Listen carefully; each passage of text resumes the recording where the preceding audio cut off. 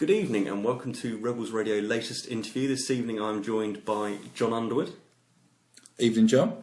Last time we spoke, which was quite a while ago by ourselves, last week it was the high after the Barton game, and the time before that I think it was after the North Greenford ahead of the Royston, and we were discussing the merits of what points we got. 9 out of 9, how do you feel?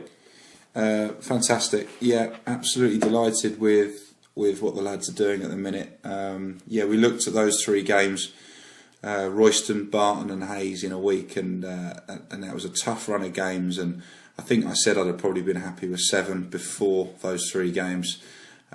So to get 9 was fantastic, and great effort from the whole squad, and it's put us in a great position going into the last 4 games. Yeah, it was a tough game Saturday at Hayes. Early goal, thought might have gone and turned, the tide might have swept them away and dealt with them, but they were a tough team. You had a bit of a different approach to them. Is that only going to be for Hayes, or do you ever think about having different approaches for some of the other teams in the league? We've always been quite set in our ways, to be honest. We play the way we play, and we hope that hurts teams more than they hurt us. I think when you come up against a side who have caused, certainly myself and Neil, when we got them in previously and again this season, they've caused us problems with the way they set up. There's only so many times you can take getting beat by a side before you actually think, let's try something a bit different. So we did, and I think that contributed to the win. I think we got it right. I think we're pleased with what we went with. The lads have obviously still got to carry it out on the pitch. We started the game really well. I think sometimes the worry when you played Thursdays, you start a bit flat, but we started fantastic. First 20 minutes played ever so well.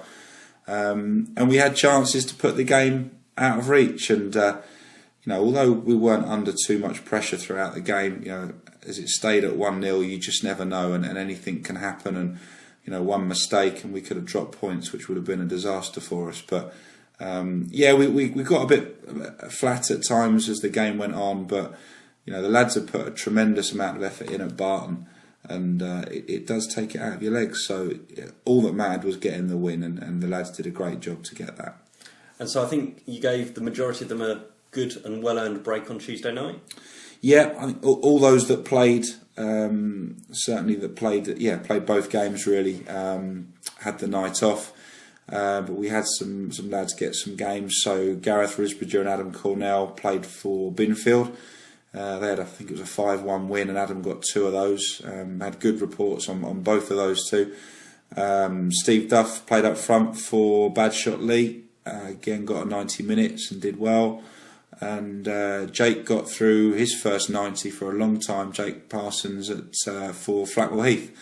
So yeah, those lads have been on the bench over the last couple of games. So it was Jake got a 45 on Saturday. So yeah, we're just trying to keep everybody ticking over really. But the lads who had played the lion's share of those 2 games desperately needed a rest. So that was the right thing to do. And so what did you do in training tonight to get the focus back for Saturday? Quite a light session, about an hour, no more than an hour. 1 or 2 we protected a little bit. We've mentioned Warren Harris before. He's got a knee problem. There's nothing for him to gain out of training tonight. We're kind of just getting him, game by game at the moment. He's such an important player, and he's performing well in the games. So, he's well worth his place, but we need to look after him. So, he didn't train tonight. 1 or 2 others did a bit of a lighter session and only joined in parts. So we're just being careful at the minute. There's not a huge amount to be gained by training. The main thing is getting all the lads in together, and getting them together as a group and focusing them on Saturday. So it was important, and we did that tonight. Going ahead to Saturday, what injury or squad news do you have? Not a lot's changed. We'll have the same 16 we took to Barton. Dan Sinton was back with us on Saturday on the bench, but he will be with Met Police on Saturday. So Ben Edwards did a light session, so he'll come in on the bench and give us a bit of defensive cover. Other than that, it's the same squad we've had the last couple of games. So unfortunately, no improvement with Scott Harris. We're a bit concerned. There's only got a couple of weeks to go now. He may not play again this season. He's got a medial ligament injury, which is looking similar to what Guy had, and Guy missed a couple of months. So we're hoping that's not the case, but the signs at the moment are not good on that one, and we think he may struggle this season. Well, I'm sure everyone's thoughts are with them. Tuesday wasn't a night off for the management team, though. Once again, for the third time in a week, going to the mecca of football that is AFC Hayes. Yeah. What did you learn about Ashford? Yeah, no, it was good to go and watch that. Ashford obviously won 2-1 there. They're fighting for their lives at the bottom. They're a young side, a couple of experienced players at centre-half who we know, Russell Canderton and Scott Waite in midfield, two players we know well.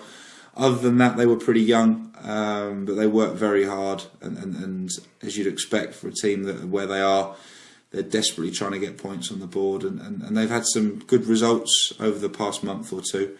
And, they'll still hope they can get out of trouble. So sometimes it's better to be playing mid-table times at the size of this time of year. But we've got to go and be ruthless on Saturday, and obviously our need for a win is huge as well. So we'll go there and we'll be looking to win that.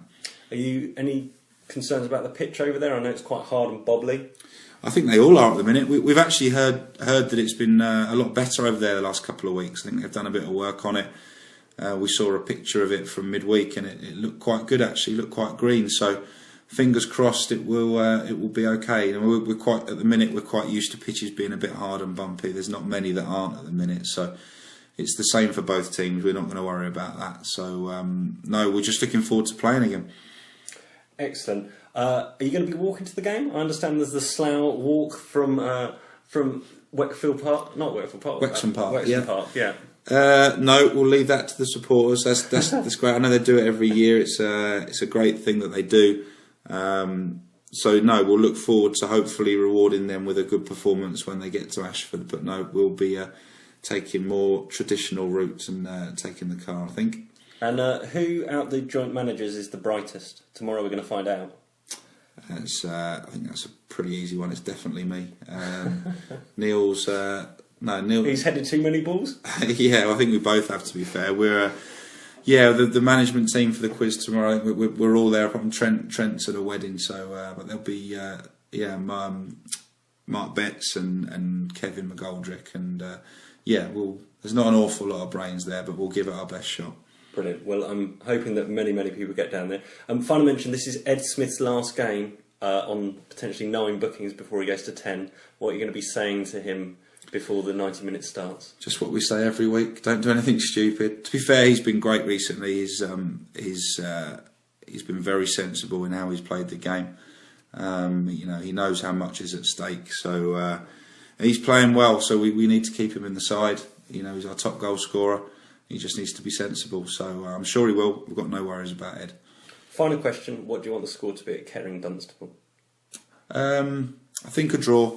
I think we're first and foremost we want to make sure we're in the playoffs. So obviously we want Kettering to drop some points. But naturally we've still got half an eye. If we won 4 games, we'd have an outside chance of winning it.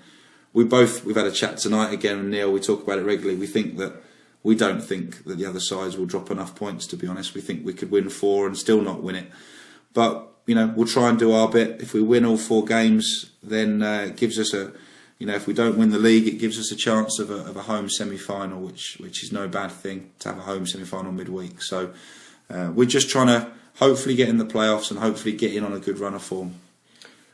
Well, thank you very much for your time once again. I'm sure you'll see a lot of familiar faces tomorrow night at the quiz, and then hopefully a huge amount of rebels will make the short journey across to Ashford to cheer on Slough to another 3 points on Saturday. Let's hope so. The support has been brilliant recently, so let's hope there's good numbers there again. Thank you very much, ladies and gents, and we'll speak to you soon. Cheers, John.